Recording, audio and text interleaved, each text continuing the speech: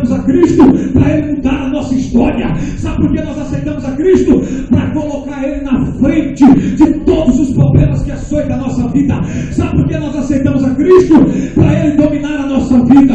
E eu tenho uma palavra de Deus para ti aqui nesta noite. Jesus quer mudar a tua história. Jesus quer fazer cessar a tempestade que assola a tua vida. Ei, enquanto estiver tomando a nossa decisão, Jesus não pode agir. Enquanto estiver lutando com a nossa mão, Jesus não pode agir. Pastor, mas esse vento é para quê? Não é para te destruir. O que vem contra a tua vida, eu tenho uma palavra profética para você aqui. Por mais que seja ruim, essa coisa ruim vai te empurrar para a presença de Deus. Quando eu não era crente, se o mal não viesse para a minha vida, hoje eu não estaria na presença de Deus. Se tudo andar bem com você, olha aqui para mim, para que Deus? Se sem Jesus, por exemplo, você tem a vida eterna, tem tudo de comer, tem do bom e do melhor, para que Deus?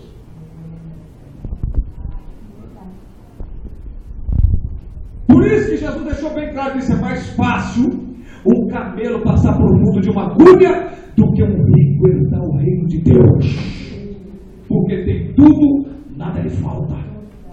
Enquanto nós estamos tentando resolver o problema nosso com as nossas mãos, sabe o que acontece? Jesus está dormindo. Enquanto você tenta solucionar, Jesus está dormindo. Enquanto você tenta solucionar, Jesus está dormindo. Pastor, o que eu faço?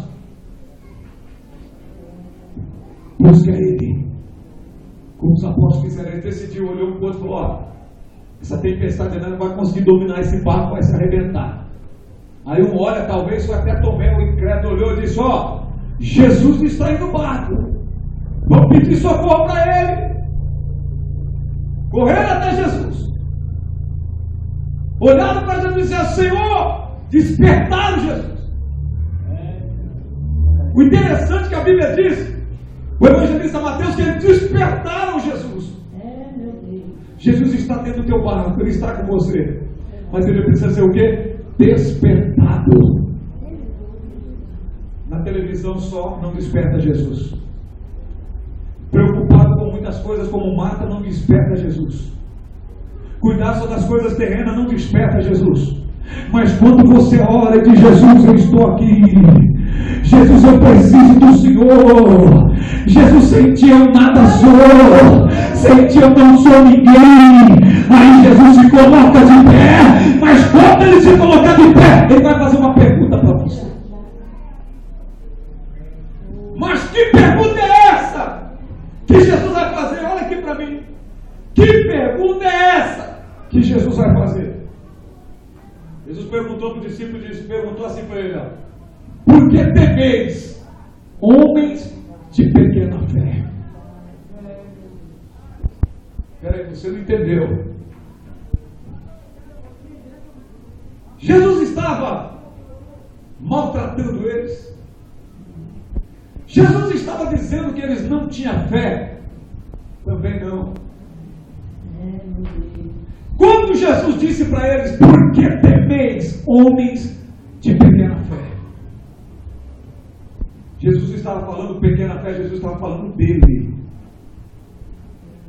Porque ele mesmo diz: quem estiver de fé do tamanho de um grão de mostarda. Então a fé do cristão tem que ser pequena. A Bíblia diz que Jesus fez menor que os anjos, deixou a sua glória. E eu pregando aqui nessa noite digo que Ele fez menor que os homens, lavando o pé de Pedro, Tiago e João, se humilhando, se fez menor do que todos.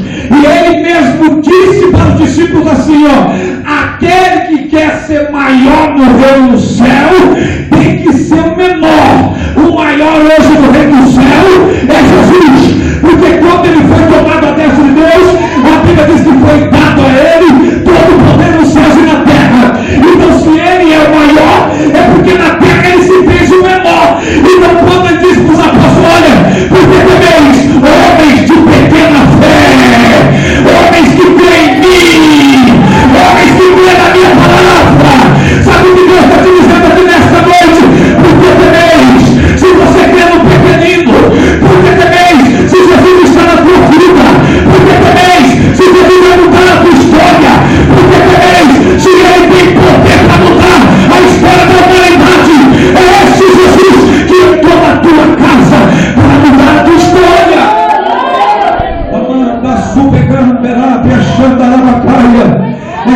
Jesus, que disse para os apóstolos: olha, eu estarei convosco até a consumação do século.